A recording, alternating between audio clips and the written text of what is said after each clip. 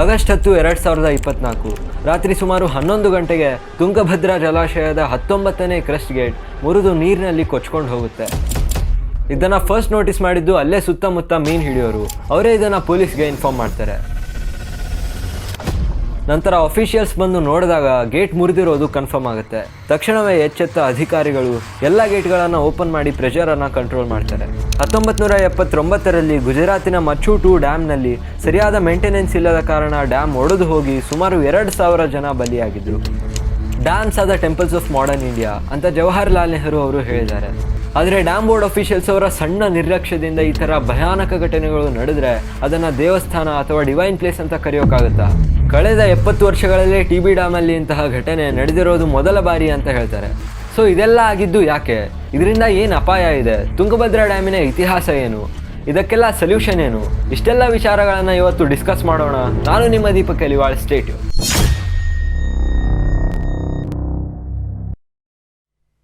ಈ ತುಂಗ ಮತ್ತು ಭದ್ರಾ ನದಿಗಳು ಚಿಕ್ಕಮಗಳೂರಿನಲ್ಲಿ ಹುಟ್ಟಿ ಶಿವಮೊಗ್ಗದ ಕೂಡ್ಲಿಯಲ್ಲಿ ಸೇರ್ತವೆ. ಹಾಗೆ ಮುಂದೆ ಹರಿತಾ ಆಂಧ್ರ ಪ್ರದೇಶದ ಕರ್ನೂಲ್ ಜಿಲ್ಲೆಯಲ್ಲಿ ಕೃಷ್ಣಾ ನದಿಯೊಂದಿಗೆ ಸೇರುತ್ತೆ. ತುಂಗಭದ್ರಾ ಡ್ಯಾಮನ್ನು ಕಟ್ಟಿರೋದು ನಮ್ಮ ವಿಜಯನಗರ ಜಿಲ್ಲೆಯ ಹೊಸಪೇಟೆಯಲ್ಲಿ. ಇದು ಸುಮಾರು 2.5 ಕಿಲೋಮೀಟರ್ಗಳಷ್ಟು ಉದ್ದ ವಿಸ್ತರಿಸುತ್ತೆ. ಇದರಲ್ಲಿ ಒಟ್ಟು 33 ಸ್ಪಿಲ್ವೇ ಕ್ರಸ್ಟ್ ಗೇಟ್ಗಳು ಇವೆ. ಕ್ರಸ್ಟ್ ಪದದ ಅರ್ಥ ಶಿಖರ. ಹೆಸರೇ ಸೂಚಿಸುವಂತೆ ಇದನ್ನು ಡ್ಯಾಮಿನ ಮೇಲ್ಭಾಗದಲ್ಲಿ ಅಳವಡಿಸಿರ್ತಾರೆ.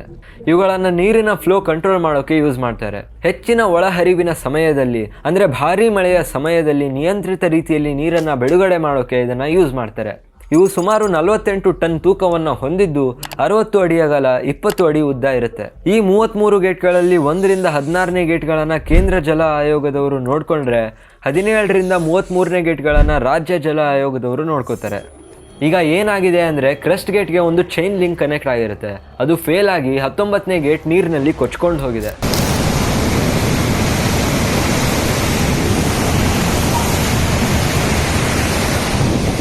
ಅವತ್ತು ಒಂದೇ ದಿನಕ್ಕೆ 35,000 ಕ್ಯೂಸೆಕ್ ನೀರು ಹರಿದು ಹೋಗಿದೆ. ಕ್ಯೂಸೆಕ್ ಅಂದರೆ ಕ್ಯೂಬಿಕ್ ಫೂಟ್ ಪರ್ ಸೆಕೆಂಡ್ ಅಂತ. ಫಾರ್ ಎಕ್ಸಾಂಪಲ್, ಒಂದು ದೊಡ್ಡ ಸೂಟ್ಕೇಸ್ ಅಷ್ಟು 1 ಸೆಕೆಂಡ್ಗೆ 1 ಸೂಟ್ಕೇಸ್ ಅಷ್ಟು ನೀರು ಹರಿದ್ರೆ 1 ಕ್ಯೂಸೆಕ್ ಅಂತ ಅರ್ಥ. ಸೊ 35,000 ಕ್ಯೂಸೆಕ್ ಅಂದರೆ 1 ಸೆಕೆಂಡ್ಗೆ 35,000 ಸೂಟ್ಕೇಸ್ಗಳಷ್ಟು ನೀರು, ಅಷ್ಟೊಂದು ನೀರು ವೇಸ್ಟ್ ಆಗಿ ಹರ್ಕೊಂಡು ಹೋಗಿದೆ. ಇದನ್ನು ರಿಪೇರ್ ಮಾಡಬೇಕಂದ್ರೆ 60 TMC ನೀರನ್ನು ಖಾಲಿ ಮಾಡಬೇಕಾಗುತ್ತೆ. TMC ಅಂದರೆ 1000 ಮಿಲಿಯನ್ ಕ್ಯೂಬಿಕ್ ಫೀಟ್ ಅಂತ. ಸೊ 1 TMC ಅಂದರೆ ಇಂತಹ 100 ಕೋಟಿ ಸೂಟ್ಕೇಸ್ಗಳು. 60 TMC ಅಂದರೆ 6,000 ಕೋಟಿ ಸೂಟ್ಕೇಸ್ಗಳಷ್ಟು ನೀರು.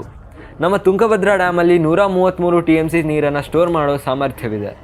ಇದರಲ್ಲಿ 60 TMC ಖಾಲಿ ಮಾಡಿದರೂ ಇನ್ನೂ 73 TMC ನೀರು ಉಳಿಯುತ್ತೆ. ಹಾಗಂತ ನಾವು ಖುಷಿ ಪಡಬೇಕಾಗಿಲ್ಲ, ಯಾಕಂದರೆ ಉಳಿಯೋ 73 TMC ನೀರಲ್ಲಿ 33 TMC ಬರೀ ಹೂಳೆ ತುಂಬಿಕೊಂಡಿದೆ. ಸಿಲ್ಟ್ ಅಂತ ನಾವೇನು ಕರಿತೀವಿ, ಅದು ಉಸುಗಿನ ಕಣಗಳಿಗಿಂತ ಚಿಕ್ಕದಾಗಿರುತ್ತೆ. ನೀರಿನ ಜೊತೆಗೆ ಹರ್ಕೊಂಡು ಬಂದು ಒಂದು ಕಡೆ ಕಲೆಕ್ಟ್ ಆಗಿರುತ್ತೆ. ಇದು ಎಷ್ಟು ಹೆಚ್ಚಿರುತ್ತೆ ಅಷ್ಟು ಡ್ಯಾಮ್ಗೇನೆ ತೊಂದರೆ. ಮಾಜಿ ಸಂಸದರಾದ ಉಗ್ರಪ್ಪನವರು ಈ ಹೂಳನ್ನು ರಿಮೂವ್ ಮಾಡೋಕ್ಕೆ ಸೆಂಟ್ರಲ್ ಗೌರ್ಮೆಂಟ್ ಬಳಿ ಎಷ್ಟು ಸರಿ ಮನವಿ ಮಾಡಿದ್ರು ಅವರು ಅದನ್ನು ಇಗ್ನೋರ್ ಮಾಡ್ತಾನೆ ಬಂದಿದ್ದಾರೆ. ಆದರೆ ಇಲ್ಲಿವರೆಗೂ ಪ್ರಯತ್ನಗಳು ಕೇಂದ್ರ ಸರ್ಕಾರದಿಂದ ನಡೆದಿಲ್ಲ. ಹಾಗಾಗಿ ಇವತ್ತಿಗೂ ರಾಷ್ಟ್ರದಲ್ಲಿ ಕೆಲವು ಕಡೆ ಬರ, ಕೆಲವು ಕಡೆ ಪ್ರವಾಹ. ಕಳೆದ 2 ವರ್ಷಗಳಲ್ಲಿ ಅಷ್ಟೊಂದು ಮಳೆ ಆಗಿರಲಿಲ್ಲ. ಈ ವರ್ಷ ಒಳ್ಳೆ ಮಳೆ ಆಗಿದೆ ಅಂತ ರೈತರು ತುಂಬ ಸಂತಸದಿಂದ ಇದ್ದರು. ಆದರೆ ಹೀಗಾಗಿರೋದ್ರಿಂದ ಮೊದಲ ಬೆಳೆ ಬೆಳೆಯೋಕ್ಕೇನು ಪ್ರಾಬ್ಲಮ್ ಆಗೋದಿಲ್ಲ, ಬಟ್ 2ನೇ ಬೆಳೆ ಬೆಳೆಯೋದು ಸ್ವಲ್ಪ ಕಷ್ಟ ಆಗುತ್ತೆ ಅಂತ ಶಿವರಾಜ್ ತಂಗಡಿಗೆ ಅವರು ಹೇಳಿದ್ದಾರೆ. ಉಳಿಯೋ 40 TMC ನೀರಿನಲ್ಲೇ ಮೊದಲ ಬೆಳೆಗೆ, ಕುಡಿಯೋದಕ್ಕೆ, ಕಾರ್ಖಾನೆಗಳಿಗೆ, ಏತ ನೀರಾವರಿಗೆ ಮೀಸಲಿಡಬೇಕಾಗಿದೆ. ಪ್ರತಿದಿನ 1.5 ಲಕ್ಷ ಕ್ಯೂಸೆಕ್ ನೀರನ್ನು ನದಿಗೆ ಬಿಡಲಾಗ್ತಾ ಇದೆ. ಈಗಾಗಲೇ ಹಂಪಿಯಲ್ಲಿ ಕೆಲವು ಸ್ಮಾರಕಗಳು ಜಲಾವೃತವಾಗಿವೆ. ಒಂದು ವೇಳೆ ತುಂಗಭದ್ರಾ ಡ್ಯಾಮ್ ಏನಾದರೂ ಒಡೆದು ಹೋದರೆ ಹೊಸಪೇಟೆ, ಕೊಪ್ಪಳ, ಬಳ್ಳಾರಿ, ರಾಯಚೂರು, ಆಂಧ್ರದಲ್ಲಿ ಕರ್ನೂಲು, ಕಡಪ ಸೇರಿದಂತೆ ಸಾಕಷ್ಟು ಹಳ್ಳಿಗಳು ಜಲಾವೃತವಾಗುವ ಸಾಧ್ಯತೆ ಇದೆ. ಈಗಾಗಲೇ ಜಲಸಂಪನ್ಮೂಲ ಇಲಾಖೆಯಿಂದ ಹೈ ಅಲರ್ಟ್ ಇಶ್ಯೂ ಆಗಿದೆ. ಇಂತಹದ್ದೊಂದು ದೊಡ್ಡ ಸಮಸ್ಯೆ 70 ವರ್ಷಗಳಲ್ಲೇ ಮೊದಲ ಬಾರಿಗೆ ಬಂದಿರೋದು ಅಂತ ಹೇಳ್ತಾರೆ. ಹಾಗಾದರೆ ಇದರ ಇತಿಹಾಸವನ್ನು ಒಮ್ಮೆ ನೋಡ್ಕೊಂಡು ಬರೋಣ. 1876ರಲ್ಲಿ ನಮ್ಮ ದಕ್ಷಿಣ ಭಾರತದಲ್ಲಿ ಭೀಕರ ಬರಗಾಲ ಎದುರಾಯಿತು. ಇದರಿಂದ ಬೆಳೆಗಳೆಲ್ಲ ನಾಶವಾಗಿ ಬ್ರಿಟಿಷರಿಗೆ ತೆರಿಗೆ ವಸೂಲಿ ಮಾಡೋಕ್ಕೆ ಆಗಲಿಲ್ಲ. ಸುಮಾರು 60 ಲಕ್ಷ ಜನ ಭೀಕರ ಬರಗಾಲಕ್ಕೆ ತುತ್ತಾಗಿ ಸಾವನ್ನಪ್ಪಿದರು. ಆಗಿನ ರಾಯಲಸೀಮೆಯ ಜನರಿಗೆ ಶಾಶ್ವತವಾಗಿ ನೀರನ್ನು ಒದಗಿಸೋಕೆ ಬ್ರಿಟಿಷ್ ಇರಿಗೇಷನ್ ಇಂಜಿನಿಯರ್ ಆಗಿದ್ದ ಸರ್ ಆರ್ಥರ್ ಕಾಟನ್ ಅವರು ಮನವಿ ಸಲ್ಲಿಸ್ತಾರೆ. ರಾಯಲಸೀಮಾ ಪ್ರದೇಶದಲ್ಲಿ ಈಗಿನ ಬಳ್ಳಾರಿ, ಕಡಪ, ಕರ್ನೂಲು, ಅನಂತಪುರ ಇದ್ದವು. ಸರ್ ಆರ್ಥರ್ ಕಾಟನ್ ಅವರು ಆಗಲೇ ಗೋದಾವರಿ ಪ್ರಾಜೆಕ್ಟ್ ಮೇಲೆ ಕೆಲಸ ಮಾಡಿದರು. ಆದರೆ ಹಣಕಾಸಿನ ತೊಂದರೆಯಿಂದ ಅವರ ಮನವಿ ರಿಜೆಕ್ಟ್ ಆಗುತ್ತೆ. ನಂತರ 1940ರಲ್ಲಿ ಮದ್ರಾಸ್ ಪ್ರೆಸಿಡೆನ್ಸಿಯ ಆದೇಶದಂತೆ ಈ ಪ್ರಾಜೆಕ್ಟನ್ನು ಬಳ್ಳಾರಿಯ superintendent engineer L Venkatakrishna Iyer ಮತ್ತು ಹೈದರಾಬಾದಿನ ಚೀಫ್ ಇಂಜಿನಿಯರ್ FM ಡೌಲಿ ಅವರ ನೇತೃತ್ವದಲ್ಲಿ ಶುರುವಾಗುತ್ತೆ. ಜೂನ್ 1944ರಲ್ಲಿ ಹೈದರಾಬಾದ್ ಮತ್ತು ಮದ್ರಾಸ್ ಪ್ರೆಸಿಡೆನ್ಸಿ ಈ ಅಗ್ರಿಮೆಂಟನ್ನು ಸೈನ್ ಮಾಡ್ತಾರೆ. 1949ರಲ್ಲಿ ಡ್ಯಾಮ್ ಕಟ್ಟುವ ಕೆಲಸ ಪ್ರಾರಂಭವಾಗುತ್ತೆ. ಆದರೆ 1950ರಲ್ಲಿ ಕಾನ್ಸ್ಟಿಟ್ಯೂಷನ್ ಫಾರ್ಮ್ ಆದ ನಂತರ ಈ ಕೆಲಸವನ್ನು ಮೈಸೂರು ಮತ್ತು ಹೈದರಾಬಾದಿನ ಸರ್ಕಾರ ಒಪ್ಪಿಕೊಳ್ಳುತ್ತೆ. ಸುಮಾರು 4 ವರ್ಷಗಳ ಕಾಲ ಈ ಡ್ಯಾಮನ್ನು ಕಟ್ಟಲಾಗುತ್ತೆ. 90 ಹಳ್ಳಿಗಳು ಮತ್ತು 54,000 ಜನರನ್ನು ಸ್ಥಳಾಂತರಿಸಲಾಗುತ್ತೆ. ಕೊನೆಗೆ ಅಕ್ಟೋಬರ್ 11, 1953ರಲ್ಲಿ ಈ ಡ್ಯಾಮನ್ನು ಇನಾಗುರೇಟ್ ಮಾಡಲಾಗುತ್ತೆ. ಅಂದಿನಿಂದ ಇಲ್ಲಿಯವರೆಗೆ ಈ ಅಣೆಕಟ್ಟು 3 ರಾಜ್ಯಗಳ ಜನರ ಜೀವನಕ್ಕೆ ಸಹಕಾರಿಯಾಗಿದೆ. ಆದರೆ ತುಂಬ ಹಳೆಯ ಡ್ಯಾಮ್ ಆದ ಕಾರಣ ಇದರಲ್ಲಿ ನಾವು ಸಾಕಷ್ಟು ತಾಂತ್ರಿಕ ತೊಂದರೆಗಳನ್ನು ನೋಡ್ತಾ ಇದ್ದೀವಿ. 2 ವರ್ಷಗಳ ಹಿಂದೆ ಕೂಡ ಕ್ರೆಸ್ಟ್ ಗೇಟ್ 21ರಲ್ಲಿ ತಾಂತ್ರಿಕ ದೋಷ ಕೂಡ ಕಂಡುಬಂದಿತ್ತು. 21ನೇ ಗೇಟಿನ ರೇಡಿಕಾನ್ ಗೇರ್ ಬಾಕ್ಸ್ ಹಾನಿಯಾಗಿತ್ತು. 10 ದಿನಗಳಲ್ಲಿ ಅದನ್ನು ಸರಿಪಡಿಸಲಾಗಿತ್ತು. ಹಾಗಾದರೆ ಇದನ್ನ ಸರಿಯಾಗಿ ಮೇಂಟೈನ್ ಮಾಡೋದಿಲ್ವಾ? TB ಡ್ಯಾಮಿನ 33 ಗೇಟ್ಗಳಲ್ಲಿ ಪ್ರತಿ ವರ್ಷ 11 ಗೇಟ್ಗಳನ್ನು ಸ್ಯಾಂಡ್ ಬ್ಲಾಸ್ಟಿಂಗ್ ಮೂಲಕ ಸ್ವಚ್ಛ ಮಾಡಲಾಗುತ್ತೆ. ಈ ಕಬ್ಬಿಣದ ಗೇಟ್ಗಳಲ್ಲಿ ಜಂಗು ಹತ್ತಿದ್ರೆ ಅದನ್ನು ಸ್ಯಾಂಡ್ ಬ್ಲಾಸ್ಟಿಂಗ್ ಅನ್ನೋ ಮೆಥಡಿಂದ ಕ್ಲೀನ್ ಮಾಡ್ತಾರೆ. ಸೊ 3 ವರ್ಷಗಳಲ್ಲಿ ಎಲ್ಲ 33 ಗೇಟ್ಗಳನ್ನು ಕ್ಲೀನ್ ಮಾಡಲಾಗುತ್ತೆ. ಈ ಡ್ಯಾಮನ್ನು ಕಟ್ಟೋಕ್ಕೆ ಸಿಮೆಂಟನ್ನು ಬಳಸಿಲ್ಲ, ಸುರಕಿ ಮತ್ತು ಕಲ್ಲು ಬಳಸಿ ಇದನ್ನು ಕಟ್ಟಿದ್ದಾರೆ. ಹಳೆಯ ಇಟ್ಟಿಗೆಗಳನ್ನು ಫೈನ್ ಪೌಡರ್ ಮಾಡಿದ್ರೆ ಅದನ್ನು ಸುರಕಿ ಅಂತ ಕರೀತಾರೆ. ಪ್ರತಿ ವರ್ಷ ಸಮ್ಮರ್ ಟೈಮಲ್ಲಿ ನೀರು ಕಡಿಮೆ ಆದಾಗ ಈ ಗೋಡೆಗಳ ಮೇಲೆ ಬಿರುಕು ಬಿಟ್ಟಿರೋದನ್ನು ಟೆಸ್ಟ್ ಮಾಡ್ತಾರೆ. ಗೋಡೆಗಳ ಮೇಲೆ ಗ್ಲಾಸನ್ನು ಅಂಟಿಸ್ತಾರೆ. ಆ ಗ್ಲಾಸ್ ಏನಾದರೂ ಒಡೆದ್ರೆ ಬಿರುಕು ಎಕ್ಸ್ಪ್ಯಾಂಡ್ ಆಗಿದೆ ಅಂತ. ಹಾಗಾದಾಗ ಸಿಮೆಂಟನ್ನು ಬಳಸಿ ಅದನ್ನು ಮುಚ್ತಾರೆ. ನಾರ್ಮಲ್ ಆಗಿ ಕ್ರೆಸ್ಟ್ ಗೇಟ್ಗಳ ಶೆಲ್ಫ್ ಲೈಫ್ ಮ್ಯಾಕ್ಸಿಮಮ್ 50 ವರ್ಷಗಳವರೆಗೆ ಇರುತ್ತೆ. ಆದರೆ TB ಡ್ಯಾಮನ್ನು ಕಟ್ಟಿ 70 ವರ್ಷಗಳಾದರೂ ಇದನ್ನು ರಿಪ್ಲೇಸ್ ಮಾಡೇ ಇಲ್ಲ. ಡ್ಯಾಮ್ ಸೇಫ್ಟಿ ಎಕ್ಸ್ಪರ್ಟ್ ಆಗಿರೋ ಡಾಕ್ಟರ್ ಅಕ್ಷಯ್ ಕುಮಾರ್ ದಾಸ್ ಅವರು ಇದನ್ನು ಸರಿಯಾಗಿ ಮೇಂಟೈನ್ ಮಾಡಿಲ್ಲ, ಅದಕ್ಕೆ ಹೀಗಾಗಿರೋದು ಅಂತ ಹೇಳ್ತಾರೆ. Or proper maintenance, it might have needed some replacement that not has been done. This has raised critical questions about our infrastructure.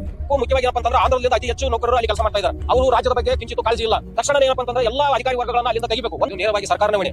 ಆ ಸರ್ಕಾರದ ದಿವ್ಯ ನಿರ್ಲಕ್ಷ್ಯದಿಂದಲೇ ನಿನ್ನೆ ಅವರದೇ ಒಬ್ಬ ಜಿಲ್ಲೆಯ ಸಂಸದರು ಹೇಳ್ತಾ ಇದ್ದಾರೆ, ಸುಮಾರು 8 ತಿಂಗಳಿಂದ ಅಧಿಕಾರಿ ಕಾಣೆಯಾಗಿದ್ದಾನೆ, ಇಲ್ಲಿ ಬಂದಿಲ್ಲ ಅಥವಾ ವರ್ಕ್ ಮಾಡಿಲ್ಲ ಅಂತ ಹೇಳಿ. ಈ ವಿಷಯವನ್ನ ನೀರಾವರಿ ಮಂತ್ರಿಗಳ ಗಮನಕ್ಕೆ ಯಾಕೆ ತಗೊಂಡೋಗಿಲ್ಲ? ಇಂತಹದ್ದೇ ಒಂದು ಸಮಾನಾಂತರ ಡ್ಯಾಮನ್ನು ನವಲಿಯಲ್ಲಿ ನಿರ್ಮಾಣ ಮಾಡಬೇಕು ಅಂತ 2021ರ ಬಜೆಟಲ್ಲಿ ಇನ್ಕ್ಲೂಡ್ ಮಾಡಬೇಕಿತ್ತು. ಅದಕ್ಕೆ 15,000 ಕೋಟಿ ಅಂತ ಆವ್ರೇಜ್ ಎಕ್ಸ್ಪೆಂಡಿಚರ್ ಪ್ರಸ್ತಾವನೆ ಕೂಡ ರೂಪಿಸಲಾಗಿತ್ತು. ಆದರೆ ಈಗಿನವರೆಗೂ ಅದರ ಮೇಲೆ ಯಾವುದೇ ಆ್ಯಕ್ಷನ್ ತಗೊಂಡಿಲ್ಲ. ಈಗಿನ ಜಲಸಂಪನ್ಮೂಲ ಸಚಿವರಾದ DK ಶಿವಕುಮಾರ್ ಅವರು ಈ ನಿಟ್ಟಿನಲ್ಲಿ ಕೆಲಸ ಮಾಡ್ತೀನಿ ಅಂತ ಹೇಳಿದ್ದಾರೆ. ಆಪೋಸಿಷನ್ ಕಡೆಯಿಂದನೂ ಸಾಕಷ್ಟು ಕ್ರಿಟಿಸಿಸಮ್ ಫೇಸ್ ಮಾಡ್ತಿದ್ದಾರೆ. ಬಟ್ ಇದರಲ್ಲಿ ಪಾಲಿಟಿಕ್ಸ್ ಇನ್ವಾಲ್ವ್ ಮಾಡಿದೆ, ಇದ್ರ ಮೇಲೆ ವರ್ಕ್ ಮಾಡಿದ್ರೆ ಖಂಡಿತ ಡೆವಲಪ್ಮೆಂಟ್ ಆಗುತ್ತೆ ಅಂತ ನಂಗೆ ಅನಿಸುತ್ತೆ. ಇವಾಗ ಸದ್ಯಕ್ಕೆ ಸೊಲ್ಯೂಷನ್ ಏನಂದರೆ ಟೆಂಪರರಿ ಸ್ಟಾಪ್ ಲಾಕ್ ಗೇಟನ್ನು ಇನ್ಸ್ಟಾಲ್ ಮಾಡೋದು. ದೊಡ್ಡ ರೆಕ್ಟ್ಯಾಂಗ್ಯುಲರ್ ಬೋರ್ಡ್ಸ್ಗಳನ್ನು ಒಂದರ ಮೇಲೊಂದು ಸ್ಟ್ಯಾಕ್ ಮಾಡಿ ಗೇಟಿನ ಹಿಂದುಗಡೆ ಆ್ಯಡ್ ಮಾಡಲಾಗುತ್ತೆ. ಇದನ್ನು ಎಮರ್ಜೆನ್ಸಿ ಟೈಮಲ್ಲಿ ಟೆಂಪರರಿಯಾಗಿ ಸೇಫ್ಟಿ ಪರ್ಪಸ್ ಯೂಸ್ ಮಾಡೋದು. ಈಗಿನ ಮಾಡರ್ನ್ ಡ್ಯಾಮ್ಸ್ಗಳಲ್ಲಿ ಇವುಗಳನ್ನು ಮೊದಲೇ ಇನ್ಸ್ಟಾಲ್ ಮಾಡಿರ್ತಾರೆ. ಬಟ್ TB ಡ್ಯಾಮಲ್ಲಿ ಇದನ್ನು ಮೊದಲೇ ಇನ್ಸ್ಟಾಲ್ ಮಾಡಿಲ್ಲ. ಸೊ ಈಗ ಈ ಟೆಂಪರರಿ ಸ್ಟಾಪ್ ಲಾಕ್ ಗೇಟನ್ನು ಇನ್ಸ್ಟಾಲ್ ಮಾಡೋದು ಹರಸಾಹಸ. ರಭಸವಾಗಿ ಹರಿಯುತ್ತಿರೋ ನೀರಿನಲ್ಲಿ ಈ 5 ಸ್ಲ್ಯಾಬ್ ಸ್ಟಾಪ್ ಲಾಕ್ ಗೇಟ್ಗಳನ್ನು ಅಳವಡಿಕೆ ಮಾಡಬೇಕು. ನೀವು ವಿಡಿಯೋ ನೋಡ್ತಿರುವಾಗ ಈಗಾಗಲೇ ಸ್ಟಾಪ್ ಲಾಕ್ ಗೇಟ್ಗಳನ್ನು ಇನ್ಸ್ಟಾಲ್ ಮಾಡಿರ್ಬೋದು, ಯಾಕಂದರೆ ನಾನು ವಿಡಿಯೋ ರೆಕಾರ್ಡ್ ಮಾಡ್ತಿರೋದು ಆಗಸ್ಟ್ 15ಕ್ಕೆ. ನಿಜಕ್ಕೂ ಇಂಜಿನಿಯರ್ಸ್ಗೆ ಹ್ಯಾಟ್ಸ್ ಆಫ್ ಹೇಳಲೇಬೇಕು. ಯಾಕಂದರೆ ಸ್ವಲ್ಪ ಯಾಮಾರಿದ್ರೂ ಜೀವವೇ ಹೋಗೋ ದುಸ್ತರ ಪರಿಸ್ಥಿತಿಯಲ್ಲೂ ಸ್ಟಾಪ್ ಲಾಕ್ ಗೇಟ್ಗಳನ್ನು ಅಳವಡಿಸಿ ನಮ್ಮ ಜೀವನಕ್ಕೆ ಅನ್ನವನ್ನು ನೀಡೋ ಅನ್ನದಾತರ ಬದುಕಿಗೆ ಹೊಸ ಭರವಸೆಯನ್ನು ನೀಡೋ ಸಾಹಸ ಕಾರ್ಯವನ್ನು ಮಾಡಿದ್ದಾರೆ. ಈಗ ಇನ್ನೂ ಮಳೆಗಾಲ ಚೆನ್ನಾಗಿರೋದ್ರಿಂದ ತುಂಗಭದ್ರಾ ಡ್ಯಾಮ್ನಲ್ಲಿ ನೀರಿನ ಸಂಗ್ರಹಣೆ ಮಾಡ್ಬೋದು ಅನ್ನೋ ಆಸೆ ಜೀವಂತವಾಗಿದೆ. ಪೋಲಾದ ನೀರು ಹೋದರೆ ಹೋಗಲಿ, ಜನಜೀವನ ಹಾಳಾಗಬಾರ್ದು ಅನ್ನೋ ಜಾಣ್ಮೆಯಿಂದ ಸಮಯ ಪ್ರಜ್ಞೆ ಮೆರೆದ ಸಮಸ್ತ ತುಂಗಭದ್ರಾ ಬೋರ್ಡ್ನ ಎಲ್ಲ ಅಧಿಕಾರಿಗಳಿಗೆ, ಇಂಜಿನಿಯರ್ಗಳಿಗೆ, ಗೇಟ್ ಅಳವಡಿಕೆ ಕಾರ್ಯದಲ್ಲಿ ಜೀವದ ಹಂಗು ತೊರೆದು ಸಾಹಸ ಮಾಡಿದ ಜಿಲ್ಲೆಯ ಸಮಸ್ತ ನಾಗರಿಕರ ಪರವಾಗಿ ಹ್ಯಾಟ್ಸ್ ಆಫ್ ಹೇಳಲೇಬೇಕು. ಬರೋ ಬೇಸಿಗೆ ಸಮಯದಲ್ಲಿ ನಮ್ಮ ರಾಜ್ಯದ ಎಲ್ಲ ಡ್ಯಾಮ್ಗಳನ್ನು ಸರಿಯಾಗಿ ಪರಿಶೀಲಿಸಿ ಕೈಗೊಳ್ಳಬೇಕಾದ ಅಗತ್ಯ ದುರಸ್ತಿ ಕಾರ್ಯಗಳನ್ನು ಮುಂಚಿತವಾಗಿಯೇ ಕೈಗೊಂಡು ಮುಂದಾಗಬಹುದಾದ ಅನಾಹುತಗಳನ್ನು ತಪ್ಪಿಸಲು ಶೀಘ್ರವಾಗಿ ಕ್ರಮ ವಹಿಸಲು ಸರ್ಕಾರಕ್ಕೆ, ಮಾನ್ಯ ಮುಖ್ಯಮಂತ್ರಿಯವರಿಗೆ, ಉಪಮುಖ್ಯಮಂತ್ರಿಯವರಿಗೆ ಈ ಮೂಲಕ ಸಮಸ್ತ ಕನ್ನಡಿಗರ ಪರವಾಗಿ ವಿನಂತಿಸುತ್ತೇನೆ. This was just a wake up call. ಇದನ್ನು ನಾವು ಇಗ್ನೋರ್ ಮಾಡಬಾರ್ದು. Let us learn from this mistake. ಕರ್ನಾಟಕದಲ್ಲಿ 231 ಮೇಜರ್ ಡ್ಯಾಮ್ಗಳಿವೆ. ಕಾವೇರಿ ಮತ್ತು ತುಂಗಭದ್ರಾ ಮುಂತಾದ ನದಿಗಳ ಮೇಲೆ ಇರುವ ಈ ಅಣೆಕಟ್ಟುಗಳು ರಾಜ್ಯದಾದ್ಯಂತ ಹರಡಿಕೊಂಡಿವೆ. ಕೃಷಿ ಮತ್ತು ಕುಡಿಯುವ ನೀರನ್ನು ಲಕ್ಷಾಂತರ ಜನರಿಗೆ ಒದಗಿಸುವುದರಲ್ಲಿ ಪ್ರಮುಖ ಪಾತ್ರವನ್ನು ವಹಿಸುತ್ತವೆ. ಆದರೂ ತುಂಬ ಡ್ಯಾಮ್ಗಳ ಸ್ಥಿತಿ ಈಗಲೂ ತುಂಬ ಕೆಟ್ಟದಾಗಿದೆ. ಪ್ರತಿ ವರ್ಷದ ಬಜೆಟಲ್ಲಿ ಸಾಕಷ್ಟು ಫಂಡಿಂಗ್ ಸಿಗ್ತಿದ್ರೂ ಅದು ಸರಿಯಾಗಿ ಯೂಟಿಲೈಸ್ ಆಗ್ತಿಲ್ಲ. ಸೊ ಈಗಲಾದರೂ ಎಚ್ಚೆತ್ತು ಡೆವಲಪ್ಮೆಂಟ್ ಕಡೆಗೆ ಗಮನ ಹರಿಸಬೇಕು ಅಂತ ಹೇಳ್ತಾ ಈ ವಿಡಿಯೋನ ಮುಗಿಸೋಣ. ಮತ್ತೊಂದು ಹೊಸ ವಿಡಿಯೋ ಜೊತೆ ಬಿ ಬ್ಯಾಕ್ ಸೂನ್ ಅಂತ ಹೇಳ್ತಾ ನಾನು ನಿಮ್ಮ ದೀಪಕ್ ಎಲಿವಾಳ್ ಸೈನಿಂಗ್ ಆಫ್. ಮಳೆ ಬಂದಾಗ ರೋಡ್ಸು ಜಾರೋ ತರ ಗೊತ್ತಿಲ್ದಂಗ್ ವರ್ಷಗಳು ಕಳೆದ್ ಹೋಯ್ತು, ಹಾರೋಕೆ ರೆಕ್ಕೆಗಳು ಕೇಳೋ ಗಾಳಿ ಪಾಠ ತೋರ್ಸು.